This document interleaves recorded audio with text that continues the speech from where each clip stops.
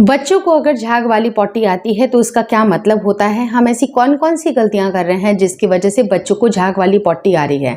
कई बार छोटे बच्चे को झाग वाली पॉटी आती है, साथ ही साथ उनमें दानेदार आपको चीज़ें दिखाई देंगी, कुछ ऐसी फटी फटी चीज़ें दिखाई देंगी। कई बार बच्चों के स्मेल ही काफ़ी ज़्यादा पॉटी होते हैं, तो उन सब का क्या इलाज है और कौन कौन सी गलतियां हमको बिल्कुल अवॉइड करनी चाहिए, सबके बारे में आज इस वीडियो में डिस्कशन किया है। वीडियो काफ़ी इन्फॉर्मेटिव है, प्लीज़ शुरू से लेकर लास्ट तक ज़रूर देखिएगा।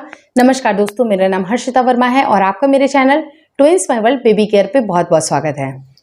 जो भी चीज़ें हम खाते हैं पीते हैं उसी का असर हमारे ब्रेस्ट मिल्क के ऊपर पड़ता है और जो ब्रेस्ट मिल्क का प्रोडक्शन होगा वही तो हम अपने बच्चे को पिलाएंगे। तो सबसे पहले ज़रूरी है कि माँ अपने खान पान का बेसिकली ध्यान ज़रूर रखें, क्योंकि बच्चा पूरी तरह से आपके ऊपर निर्भर है। अगर मैं 6 महीने से छोटे बच्चे की बात करूं तो वो कम्प्लीटली आपके ऊपर निर्भर रहते हैं, लेकिन 6 महीने से ऊपर वाले बच्चे होते हैं, जब वो सॉलिड्स लेना स्टार्ट करते हैं तो और भी चीज़ों का ध्यान रखना आपका ज़रूरी होता है। लेकिन अभी बात कर लेते हैं कि अगर आपका बच्चा 0 to 6 मंथ है तो उस टाइम पे जब झाग वाली पॉटी आती है तो आपको क्या करना चाहिए। सबसे पहले आप जो भी चीज़ें खा रहे हैं उनमें स्पाइसेस या बहुत ज़्यादा तेल मिर्च मसाले वाली जो भी चीज़ें होती हैं आपको बिल्कुल अवॉइड करने की ज़रूरत है, क्योंकि उससे जो आपका मिल्क प्रोडक्शन है वो उतना अच्छा नहीं बनेगा। बच्चे को भी ये सारी चीज़ें नुकसान हो सकती हैं। बच्चा छिड़छिड़ी पॉटी करता है, उसके साथ ही साथ बच्चे को पॉटी में जलन भी हो सकती है, क्योंकि अगर आप तेज़ मिर्च खाइएगा मसाले खाइएगा तो बच्चे को कोलिक पेन भी हो सकती है, गैस भी अपच भी बच्चे को हो सकती है। तो आपको ऐसे फूड आइटम को बिल्कुल स्ट्रिक्टली नो बोलना है। ऐसे सात्विक आहार आपको लेना है जो कि आपके लिए इजी डाइजेस्टेबल हो, जैसे कि आप दालों का सेवन कर सकते हैं। मूंग की दाल आपको पचने में काफ़ी हल्की होती हैं, मसूर की दाल भी आप खा सकते हैं, दलिया खा सकते हैं, खिचड़ी खा सकते हैं जो कि काफ़ी इजीली आपको डाइजेस्ट हो सकती हैं। तो आप ऐसी फूड आइटम को सिलेक्ट करिए जिसमें काफ़ी ज़्यादा आपको सात्विकपन होता है, जिसमें बहुत ज़्यादा तेज मिर्च मसाले वगैरह नहीं होते हैं, उससे बच्चे को तकलीफ होती है और छिड़छिड़ी पॉटी आने की समस्या बनी रहती है।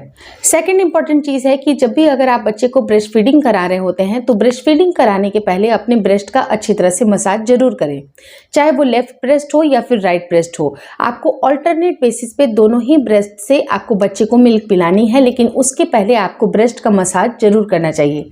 1 से 2 मिनट का अगर आप ब्रेस्ट मसाज करते हैं, ब्रेस्ट को अच्छी तरह से साफ करते हैं, निपलों को साफ करते हैं, उसके बाद ही आप बच्चे को फीडिंग ज़रूर कराइए, ताकि ऐसा माना जाता है कि जब भी बच्चे को अगर आप फीडिंग स्टार्ट करते हैं तो पहला आपको जो मिल्क होता है उसमें हाई मात्रा होती है आपकी वाटर की, यानी कि बहुत ज़्यादा वाटर का कंटेंट होता है।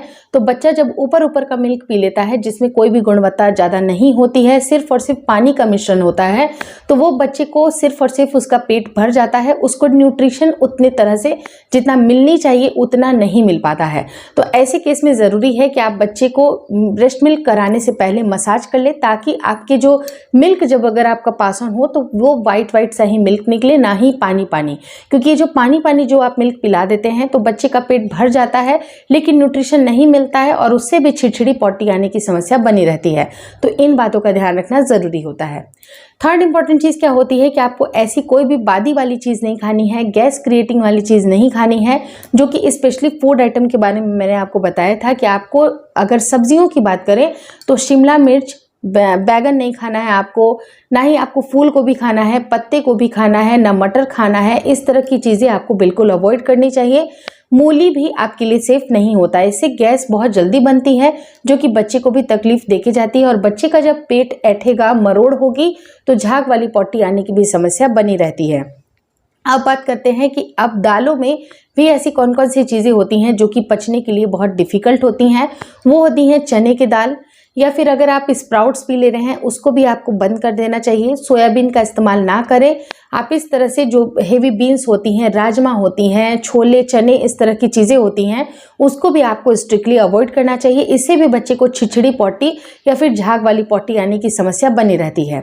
आप बात करते हैं कि खाएं तो हम क्या खाएं, तो आप जो भी नॉर्मल घर का आपका खाना बन रहा है, आप इन सारे फूड आइटम को आप निकाल करके जो भी आपका घर का खाना नॉर्मल जो बनता है उसको आप खा सकते हैं, लेकिन उसके साथ ही साथ आपको हींग का सेवन ज़रूर करना चाहिए।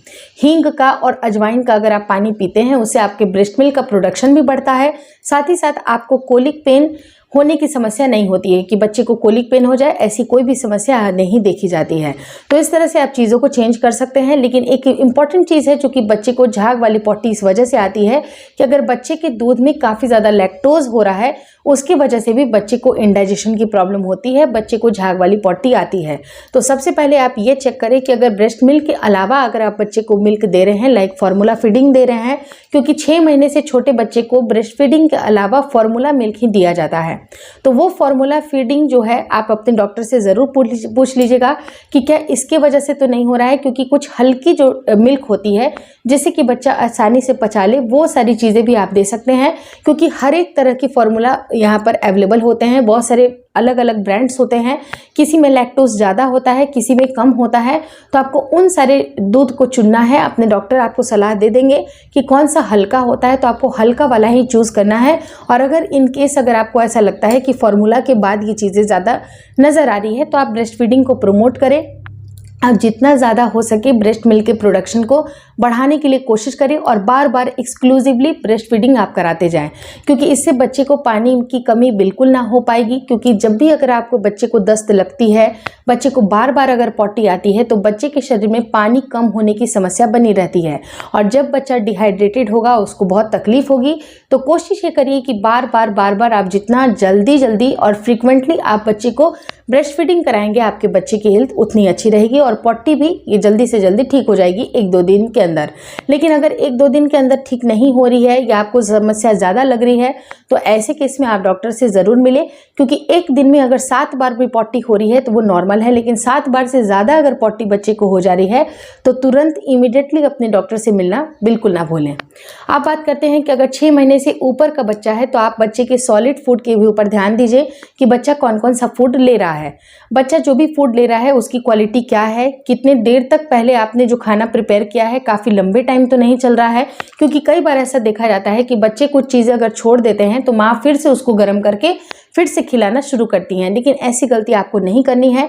जो भी आप फूड बना रहे हैं उसकी क्वांटिटी बहुत कम ले, और अगर वो आप नहीं खा सकते या बच्चा ने उस समय नहीं खाया तो आप खा करके उसको ख़त्म कर दीजिए। या फिर ऐसे भी अगर बर्बाद करने से बेहतर है कि आप जो बच्चे का जो छोड़ा हुआ है आप खुद ही खा ले, क्योंकि वो न्यूट्रिशन से भरा है। लेकिन उसको अगर आप बार बार गर्म करके खिला रहे हैं तो उसकी गुणवत्ता कम हो जाएगी और ऐसा फूड आपके बच्चे को नुकसान कर सकता है। तो आपको इन बातों का ध्यान रखना ज़रूरी है। साथ ही साथ अगर बच्चे को झाग वाली पॉटी बार बार आ रही है, तो सबसे पहले आप ये देखिए कि किस खाने की वजह से ये सारी चीज़ें हुई है। अगर किसी पर्टिकुलर खाने की वजह से ये सारी चीज़ें हुई हैं, तो आप उस पर्टिकुलर चीज़ को बच्चे के खाने से हटा दें। क्या पता हो सके तो उसको बच्चे को कहीं नुकसान हो सकता है, उसे एलर्जी हो सकती है। तो ये चीज़ें माँ को समझने की बहुत ज़्यादा ज़रूरत है कि किस वजह से हो रहा है, ताकि वो चीज़ें आप बच्चे के फूड आइटम से हटा सकते हैं। और जो मिल्क वाली मैंने बातें बताई हैं, वो मिल्क वाली बात आप ज़रूर ध्यान में रखिएगा। अगर आप बच्चे को ऊपर से गाय का दूध दे रहे हैं, मान लीजिए कि आपका बच्चा 1 साल से ज़्यादा हो गया, तो आप गाय का दूध दे सकते हैं। तो गाय का दूध भी अगर आप दे रहे हैं तो कोशिश करिए कि उसमें पानी की मात्रा ज़्यादा मिला करके दीजिएगा, तो झाग वाली पॉटी आने की समस्या कम रहेगी। झाग वाली पॉटी नहीं आएगी, क्योंकि बच्चे को इस टाइम पे वाटर की बहुत ज़्यादा ज़रूरत है। चाहे वो आप ब्रेस्ट फीडिंग के रूप में दे रहे हैं या फिर एक्स्ट्रा ऊपर से आप बच्चे के दूध में पानी ज़रूर मिला करके दीजिए, ताकि बच्चे को ये झाग वाली समस्या बिल्कुल ना आए। 1 से 2 दिन के अंदर अगर बच्चे के अंदर सुधार नहीं होता है तो इमीडिएटली अपने डॉक्टर से मिलें। और जैसे मैंने आपको बताया, अगर फ्रीक्वेंट बार बार अगर आपके बच्चे को तकलीफ हो रही है, पॉटी वाली जगह भी बहुत ज़्यादा रेड हो गई है, उस टाइम पे भी आप डॉक्टर से ज़रूर मिल लीजिएगा, ताकि वो आपको बच्चे की जो रैश क्रीम आती है वो आपको प्रिस्क्राइब करेंगे, बच्चे की मिल्क चेंज कर देंगे, जो फार्मूला फीडिंग है, या फिर आपकी रूटीन को पूछेंगे और रूटीन में चेंजेस करेंगे। और साथ ही साथ अगर आप बच्चे को वो जब दवाइयाँ देंगे तो आपका बच्चा जल्दी से जल्दी ठीक हो जाएगा। तो होपफुली आपको ये वीडियो काफ़ी अच्छी लगी। अगर अच्छी लगी, बताने का समझाने का तरीका अच्छा लगा, तो प्लीज़ लाइक कर दीजिएगा। चैनल पे नए हैं तो चैनल को एक बार ज़रूर विजिट करें। आपके जो भी काम की जो चीज़ें हैं, जो भी आपकी मतलब वाली जो वीडियो है, इसको पूरी ज़रूर देखिए और उनको शेयर ज़रूर करिए। Thank you so much for watching twins my world baby care.